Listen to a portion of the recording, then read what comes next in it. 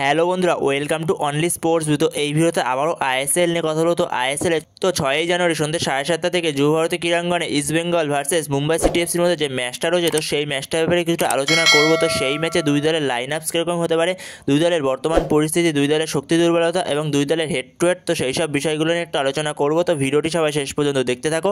আর চ্যানেলে নতুন হয়ে থাকলে চ্যানেলটি সাবস্ক্রাইব করে পাশে থাকা বেল আইকনটিকে অন করে পাশে থেকো। তো সেখানে প্রথমে যদি দুই দলের হেড টু হেড নিয়ে কথা বলা যায়, তো দুই দলের হেড টু হেডে তো সেখানে দুটো দল মুখোমুখি হয়েছে মোট 8বার। তো সেখানে ইস্টবেঙ্গল আর মুম্বাই সিটি এফসি মোট মুখোমুখি হয়েছে 8বার। তো তার মধ্যে 5বার জিতেছে মুম্বাই সিটি এফসি আর 1বার জিতেছে ইস্টবেঙ্গল, আর 2বার ড্র হয়েছে। আর ইস্টবেঙ্গল আর মুম্বাই দুজনের সাক্ষাৎকারে মোট গোল হয়েছে 10টা, তার মধ্যে গোল করেছে মুম্বাই 9টা আর 1টা গোল করেছে ইস্টবেঙ্গল। তো এরপরে যদি দুই দলের বর্তমান পরিস্থিতি নিয়ে কথা বলা যায়, তো সেখানে মুম্বাই সিটি এফসি তারা বর্তমান সময় 13 ম্যাচ খেলে 5টা জয়, 5টা ড্র এবং 3টে হারের ফলে 20 পয়েন্ট নিয়ে তারা 7 নম্বরে রয়েছে বর্তমান সময় পয়েন্টস টেবিলের। তো সেখানে মুম্বাই সিটি এফসি এই মরশুমটা একটু স্ট্রাগল করছে, প্রথম থেকে স্ট্রাগল করছে মুম্বাই সিটি এফসি। তো সেখানে অন্যবারের মুম্বাই সিটি এফসি হলে এটা প্রায় 25 পয়েন্টের কাছাকাছি হয়ে যেত মুম্বাই সিটি এফসি। তো সেখানে মুম্বাই সিটি এফসি কিছুটা স্ট্রাগল করছে অন্যবারের তুলনায়। তো সেখানে মুম্বাই সিটি এফসি লাস্ট ম্যাচটা হেরে আসছে নর্থ ইস্ট ইউনাইটেড এফসির কাছে 3-0 গোলে। তো সেখানে মুম্বাই সিটি এফসি এই মরশুমে বর্তমান সময় 13টা ম্যাচের মধ্যে 15টা গোল করেছে, 16টা গোল খেয়েছে, যেখানে মুম্বাই সিটি এফসির অ্যাটাক এবং ডিফেন্স দুদিকেই একটু দুর্বল লাগছে। তো সেখানে মুম্বাই সিটি এফসির এই মরশুমে মেন হয়েছে তাদের বোঝাপড়ার অভাব দেখা যাচ্ছে নিজেদের প্লেয়ারদের মধ্যেই। তো সেখানে মুম্বাই সিটি এফসির অ্যাটাকে ঠিকঠাক গোল আসছে না। নিকোলাস ক্যারিলিস সে ঠিকঠাক খেলছে কিন্তু ঠিকঠাক গোল আসছে না মুম্বাইয়ের অ্যাটাকে,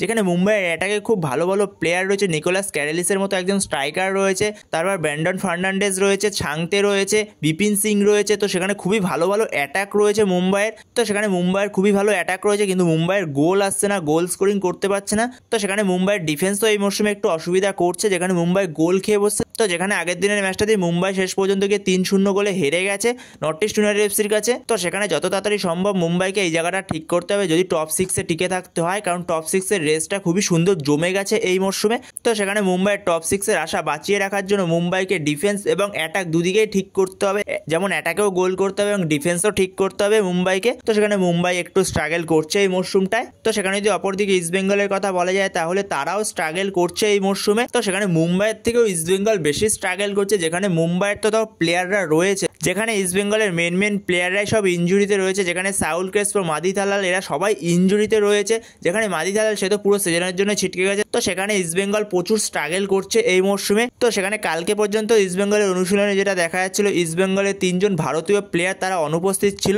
যেরকম আনোয়ার আলী, লালচুঙ্গুঙ্গা এবং তার সঙ্গে সৌভিক চক্রবর্তী, এরা তিনজনই অনুপস্থিত ছিল অনুশীলনে, কিন্তু আজকে তারা অনুশীলনে যোগ দিয়েছে। তো এই 3জন প্লেয়ারেরই একটু ছোট কিছু ইনজুরি ছিল, তো সেই কারণে তারা অনুপস্থিত ছিল, কিন্তু আজকে তারা আবার অনুশীলনে যোগ দিয়েছে। যেখানে আনোয়ার আলী এবং লালচুঙ্গুঙ্গা তারা দুজনই দলের সঙ্গে অনুশীলন করেছে, ফুল অনুশীলন করেছে। তো সেখানে সৌভিক চক্রবর্তী সে দলের সঙ্গে অনুশীলন করেনি, সে সাইড লাইনের ধারে রিয়াপ করছিল মেনলি। তো তাকে হয়তো মুম্বাই ম্যাচে পাওয়া যাবে না। তো সেখানে আনোয়ার আলী এবং লালচুঙ্গুঙ্গা তাদের হয়তো আমরা মুম্বাই ম্যাচে পেতে চলেছি, শুধু হয়তো সৌভিক চক্রবর্তীকে আমরা মুম্বাই ম্যাচে পাবো না। তো সেখানে এটা অস্কার ভুজনের জন্য আরও একটা চিন্তার কারণ হয়ে যাচ্ছে, যেখানে ইস্টবেঙ্গলের এমনি মাঝমাঠে প্লেয়ার নেই। তো সেখানে যদি সৌভিক চক্রবর্তী আবার ছিটকে যায়, তো সেখানে সৌভিক চক্রবর্তীও যদি এত গুরুত্বপূর্ণ একটা ম্যাচ থেকে ছিটকে যায়, মুম্বাইয়ের মতো ম্যাচ থেকে ছিটকে যায়, তো সেখানে অস্কারের জন্য ওটা একটু চিন্তার কারণ হয়ে যাচ্ছে।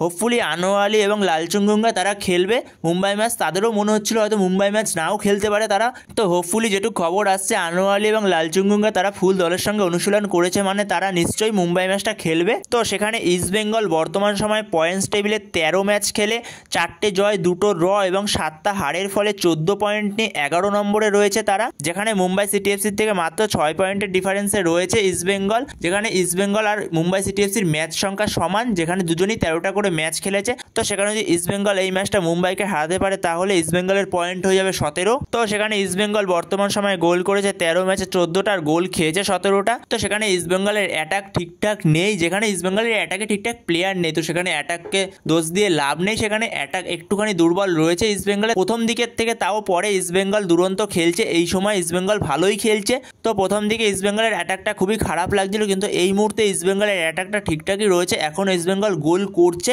আর ইস্টবেঙ্গল গোল খেয়েছে 17টা। তো সেখানে ইস্ট বেঙ্গলের ডিফেন্সটা তো একটু দুর্বল রয়েছে, যেখানে সাউল ক্রেসপোর মতো প্লেয়ার নেই। তো সেখানে যত তাড়াতাড়ি সাউল ক্রেসপো ইস্ট বেঙ্গল টিমে ফিরবে তো ততই ভালো ইস্ট বেঙ্গলের জন্য। তো সেখানে যদি ইস্ট বেঙ্গলের বিরুদ্ধে মুম্বাই সিটি এফসি প্লেইং 11-এর কথা বলা যায় তো সেখানে মুম্বাই সিটি এফসি ইস্ট বেঙ্গলের বিরুদ্ধে 4-3-3 ফরমেশনে যেতে পারে, যেখানে গোলে স্টার্ট করবে রেহেনে স্টিপি, যেখানে 4 জন ডিফেন্সের মধ্যে লেফট ব্যাকে স্টার্ট করবে নাথান রড্রিগেজ আর রাইট ব্যাকে স্টার্ট করবে রালতে।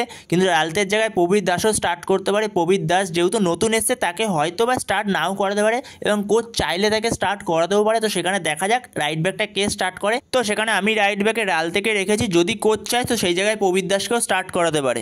আর দুজন সেন্টার ব্যাক হলো একজন মেহতাব সিং আর একজন টিরি। আর মিডফিল্ডে 3 জনের মধ্যে ইয়ল ভ্যাননিপের সঙ্গে জয়েশ রানে আর তার সঙ্গে ব্র্যান্ডন ফার্নান্ডেজ। আর দুদিকে উইং থেকে লেফট উইং থেকে বিপিন সিং, রাইট উইং থেকে ছাংতে আর ওপরে একজন স্ট্রাইকার নিকোলাস ক্যারিলিস। তো এরকমই হতে চলেছে মুম্বাইয়ের প্লেইং 11 ইস্ট বেঙ্গলের বিরুদ্ধে।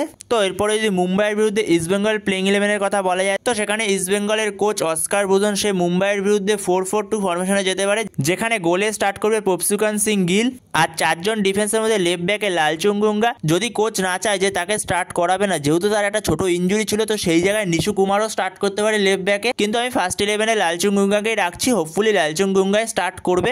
আর রাইট ব্যাকে প্রভাত লাকড়া স্টার্ট করতে পারে। আর দুজন সেন্টার ব্যাক একজন হিজাজি মায়ের আর একজন হেক্টর ইউস্তে।